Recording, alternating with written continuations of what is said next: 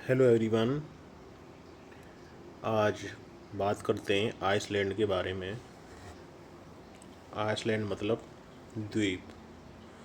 द्वीप वे होते हैं जो चारों ओर से जल से घिरे रहते हैं, उन्हें द्वीप कहा जाता है। तो फर्स्ट ऑफ ऑल, न्यूमूर द्वीप। न्यूमूर द्वीप की अवस्थिति भारत बांग्लादेश सीमा के निकट सुंदरबन डेल्टा के पास अवस्थित है। इसका निर्माण नदियों के द्वारा निक्षेप से 1971 में हुआ और इसको लेकर भारत बांग्लादेश के मध्य विवाद भी है संप्रभुता को लेकर। लेकिन सागर स्तर जल स्तर बढ़ने से वर्तमान में ये द्वीप जलमग्न हो गया है। इसके बाद सागर द्वीप,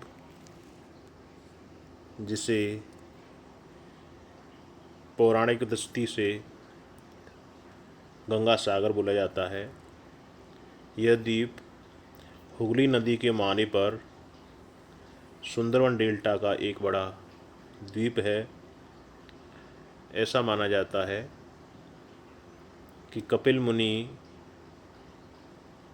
का मंदिर यहीं पर अवस्थित है और मैंग्रोव वन से ये घिरा हुआ है। यहाँ पर तीर्थ स्थल होने के कारण मकर संक्रांति के समय पवित्र स्नान करने के लिए बहुत से श्रद्धालु यहाँ पर एकजुट होते हैं। आगे व्हीलर द्वीप, ये उड़ीसा तट के पास स्थित है और इसकी ये विशेषता है कि यहाँ पर भारत का मिसाइल टेस्टिंग सेंटर है, जिसे अब अबुल कलाम आज़ाद के नाम पर इसका नामकरण कर दिया गया है। जो भी मिसाइलें टेस्ट होती हैं इसी द्वीप पर होती हैं। अबुल कलाम आज़ाद को मिसाइल मैन के नाम से भी जाना जाता है, जिन्होंने मिसाइल की सीरीज को बढ़ावा दिया, जैसे पृथ्वी मिसाइल, अग्नि मिसाइल। उनकी मृत्यु के उपरांत इस द्वीप का नाम अबुल कलाम आज़ाद द्वीप कर दिया गया है। इसके आगे हॉप आइलैंड। हॉप आइलैंड ये बंगाल की खाड़ी में आंध्र प्रदेश के तट पर विशाखापट्टनम के पास काकीनाडा एक जगह है, उस पर एक हुक के टाइप का बना हुआ आइलैंड है। ये गोदावरी के डेल्टा में अवस्थित है और इसकी विशेषता ये है कि विशाखापट्टनम के बंदरगाह और काकीनाडा बंदरगाह को चक्रवात, ज्वारीय तरंगों से, सुनामी से इसकी रक्षा करता है। नेक्स्ट, श्रीहरिकोटा। श्रीहरिकोटा अधिकतर समाचारों में या अखबार में चर्चा में रहता है। श्रीहरिकोटा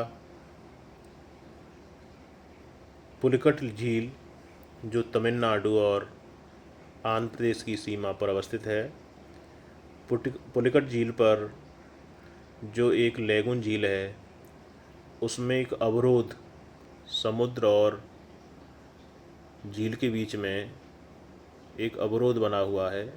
उसी अवरोध को टापू है जिस पर श्रीहरिकोटा रॉकेट प्रक्षेपण केंद्र स्थापित हुआ है, इसरो का।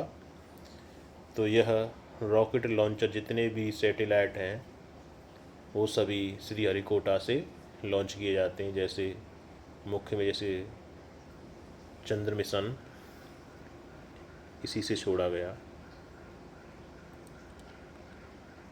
इसके आगे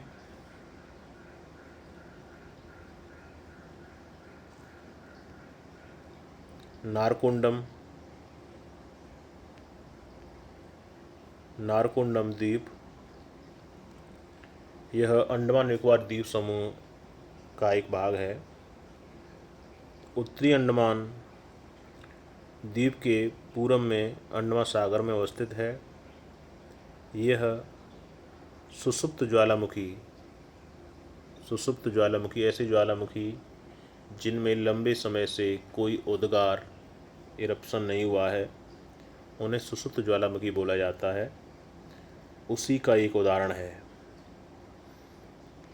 इसके आगे बेरेन द्वीप, यह सक्रिय ज्वालामुखी का उदाहरण है। भारत का ही नहीं, दक्षिण एशिया का एकमात्र एक्टिव ज्वालामुखी है, जिसे जागृत ज्वालामुखी भी कहते हैं। Thank you. ऐसे ही अन्य द्वीपों के बारे में चर्चा की जाएगी, आपको ठीक लगे। और ये सभी जितने भी आगामी एग्ज़ाम हैं, उनके पॉइंट ऑफ व्यू से बहुत ही महत्वपूर्ण है।